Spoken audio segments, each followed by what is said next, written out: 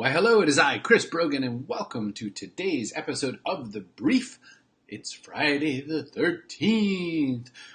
I hope you're having a wonderful and not so suspicious and superstitious Friday the 13th.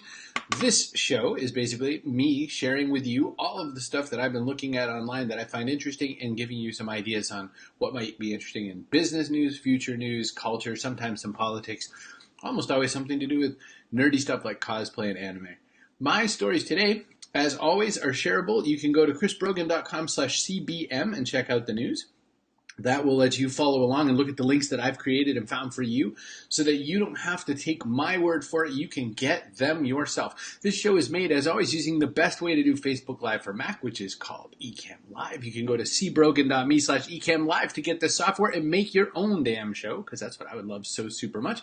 Hey, Mark. Hey, what fitting time for you to show up, because my very first set of news stories is about the nice land of Bitcoin.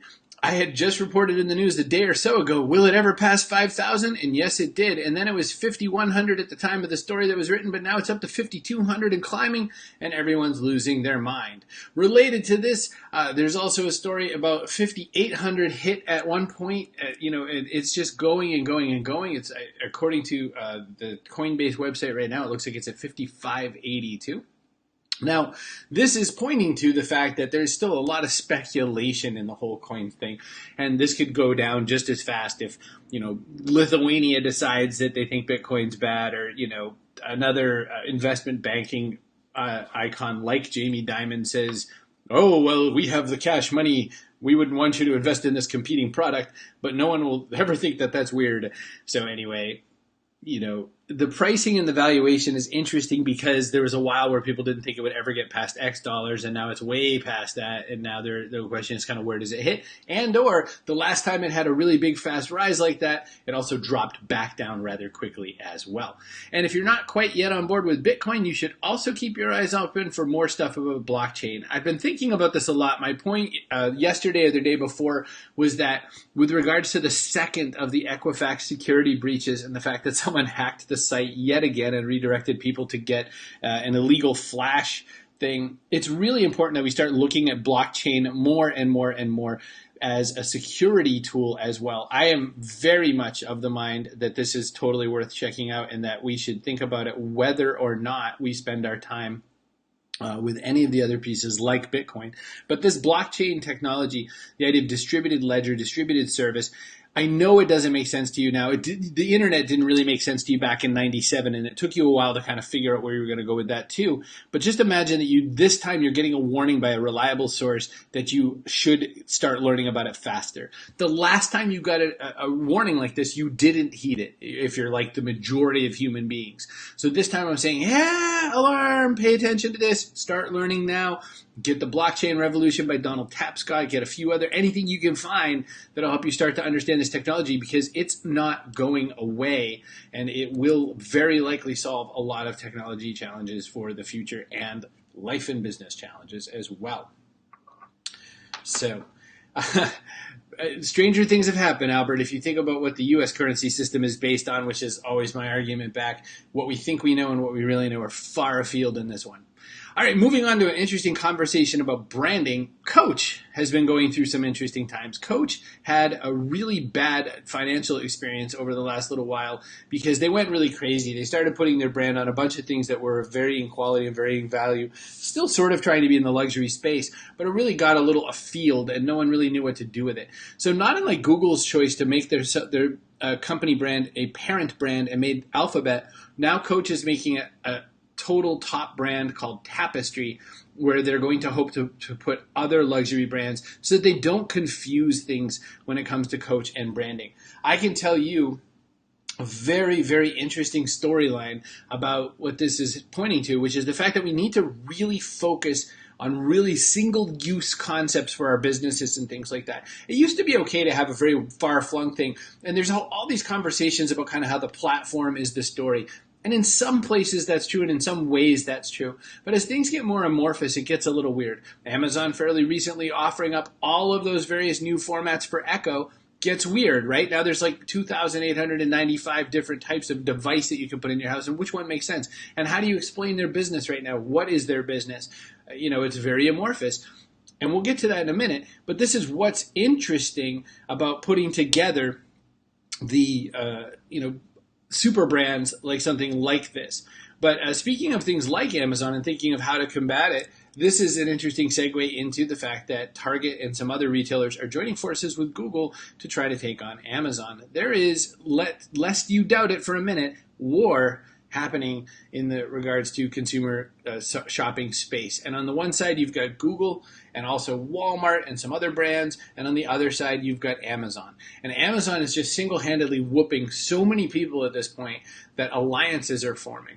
Where this gets kind of interesting to me is I'm a big fan of the Alexa as a service. I think it works really well, especially because I order a lot of things through Amazon.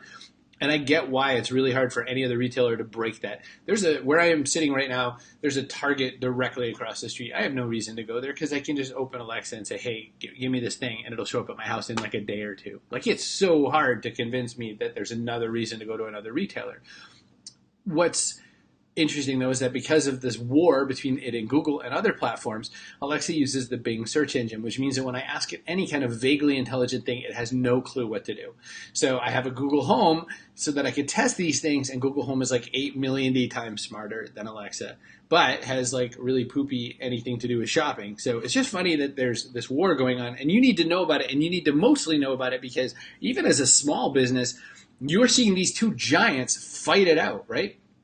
You're probably going to, well, I don't live next to it. I just happen to be next to one right now. What's interesting about all that is that with these giants fighting it out and having a hard time with each other, if you're a small brand competing with any of those brands, I mean, you're just dust. Like, you're not any part of that storyline, but you should keep paying attention to it, especially not that Amazon or any of the big guys are bad. It's really weird that we're looking at Walmart as the underdog versus Amazon, for instance, with its Jet.com. Speaking of Amazon, though, if you're the mayor of Kansas City, you might come up with an interesting way to try to convince Amazon to pay attention to you. Kansas City is a good, viable place to put it. He's had some really good points about his real estate and whatnot. The mayor of Kansas City went and reviewed, and I'm guessing some poor intern had to do this, went and reviewed over 1,000 products on Amazon to promote his bid. Some of the kinds of comments that he would put was he was saying, for instance, a comment on a set of, quote, premium wind chimes. He wrote, when it comes to my house and my housewares, there's nothing I value more than bang for my buck. I live in beautiful Kansas City where the average home price is just $122,000, so I know that luxe living doesn't have to cost a ton. That's why at $14.99, these wind chimes are music to my ears. So I think this is hilarious. I think it's funny as all get out that this mayor and or some interns went and peppered the Amazon reviews to try to get their attention. I don't think it's going to work, but I think it's cute. So there's that. Mark points out that IBM has a sleeper product that could displace both in Watson's conversational service. Oh, I agree. And, this is a good point to bring this out. Not that I consider this a tech brief in any form or fashion, but I'm always talking about tech. It is interesting to note that the way Google just recently represented all its new hardware, its new whatever they're calling their Pixel books or whatever, and their Pixel phones and all that sort of thing, the way they announced all of it was, we're a company that makes hardware that we think could show off the best of what you could do with this software, but we are an AI-first company. Microsoft just started saying the same sort of thing. Microsoft's all about their quantum computing power, and again, promoting this sort of AI-first mindset. Now, the ways I was looking at AI before, I was looking at sort of the far-flung sides of enterprise-level kinds of uses and machine learning and all this kind of big-style stuff. But what Amazon is saying is even in the consumer space, things like Google Assistant, and using other platforms, Microsoft Messenger, Cortana, which is horrible, but let's pretend, and HoloLens and all of these companies are sort of building an AI layer in front of whatever use of systems you're going to use. Just like on a Macintosh, I use things like a launching app. I almost never go look in a folder for an app anymore. This AI service is going to get more and more and more how we use our phones. As I use the Samsung Galaxy S8, I much more often than not, I'll knock it really quick with my eyeballs because we have that way ahead of Apple. I use the Samsung Galaxy S8. I use Google Assistant on this more than I ever type, and I use voice apps more than I ever type.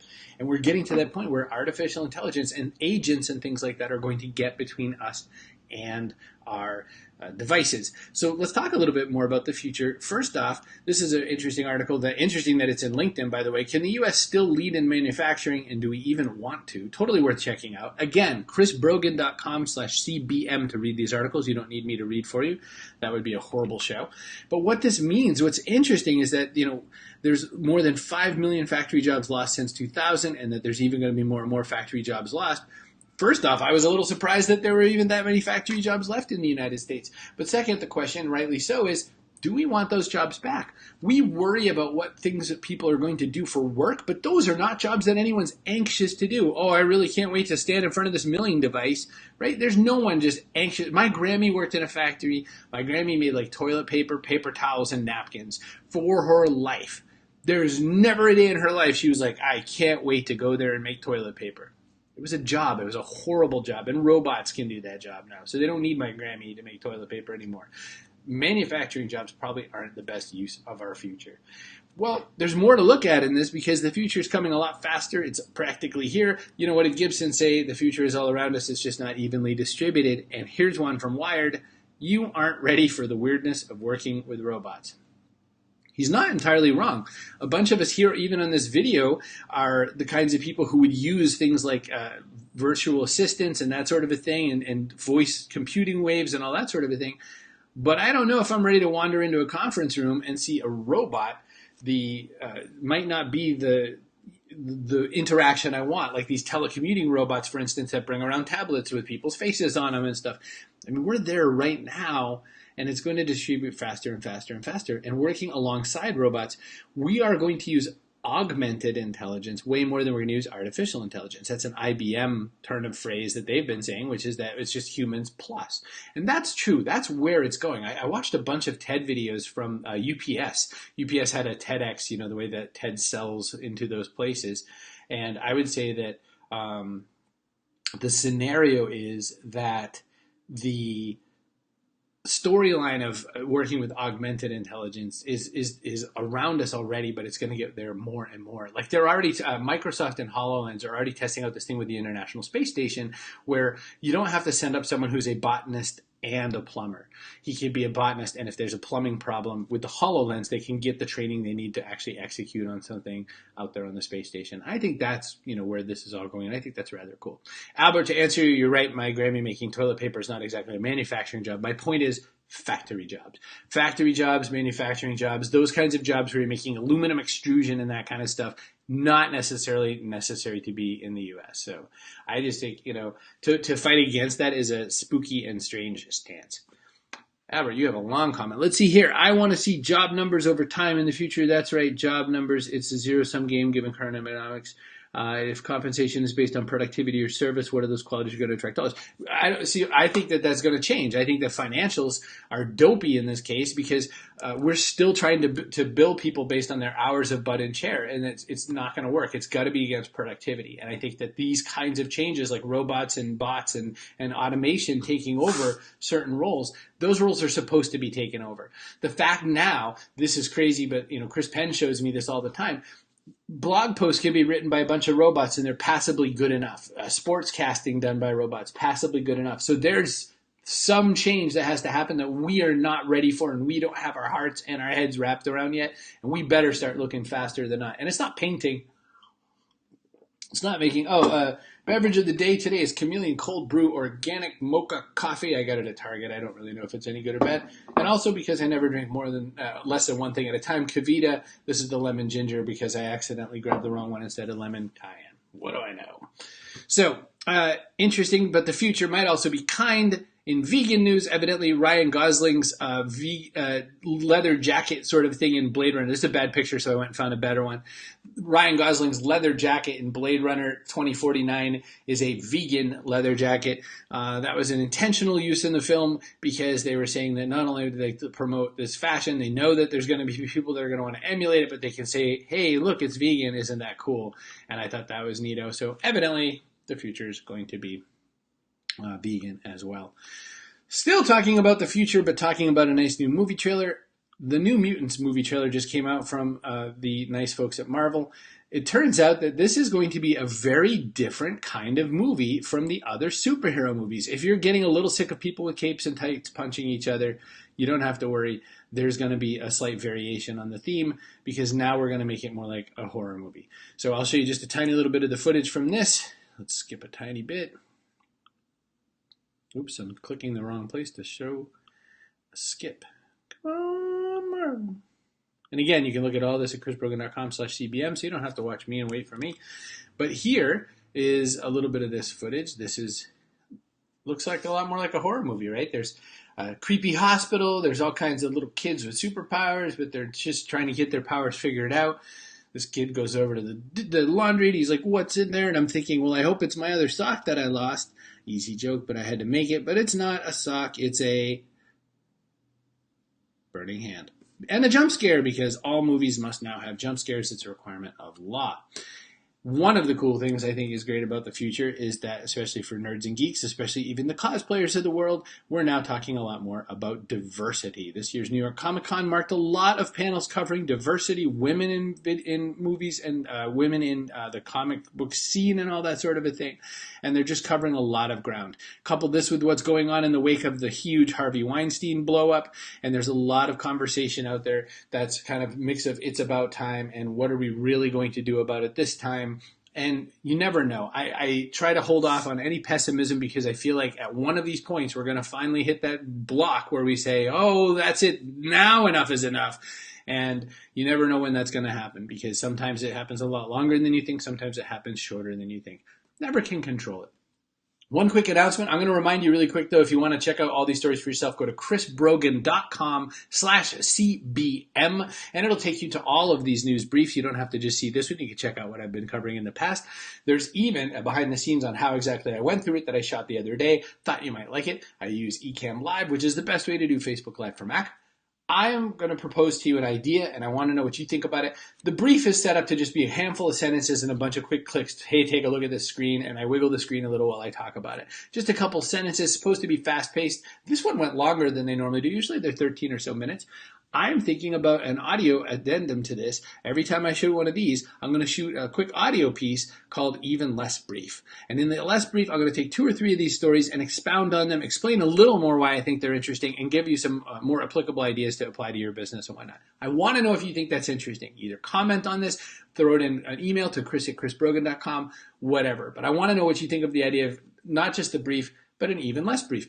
The fact that it's audio lets you take it in the car. The fact that the main thing, chrisbrogan.com/CBM, is text, lets you watch it, read it at your own pace and look at the links yourself. You don't have to wait for the whole time.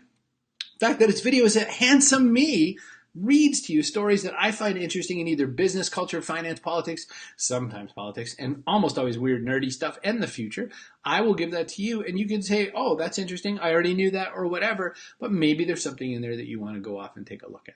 That's the storyline. Drop me a line if you want, chris@chrisbrogan.com. Thank you so much for your time. Awful glad you came and joined me on the brief. I will see you the next time I make one. Maybe tomorrow.